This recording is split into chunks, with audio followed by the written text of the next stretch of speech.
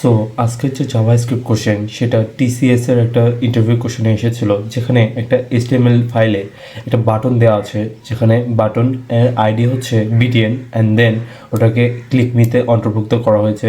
And then একটা script tag আছে আমাদের, যেখানে জাভাস্ক্রিপ্টের কিছু কোয়েশ্চেন আছে।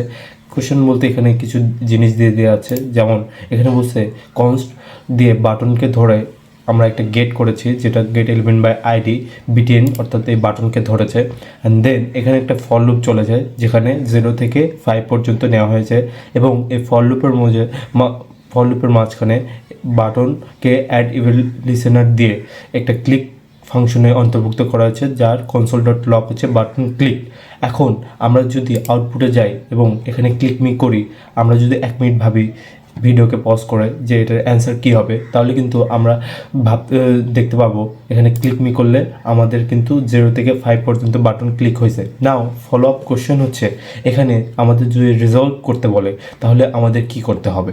সো রিজলভ করার সময় এভাবে করাটা একটা গুড প্র্যাকটিসের মধ্যে যায় না। সো আমরা যদি এটা কমেন্ট আউট করি অ্যান্ড দেন এটা কমেন্ট ইন করি, এখানে জাস্ট বলছে বাটনকে আমি অন ক্লিক করছি অ্যান্ড দেন ওটাকে একটা ফাংশন মধ্যে নিয়েছি, অ্যান্ড দেন এখানে console dot log button click করছি। এখানে যদি আমি আউটপুট দেখতে চাই,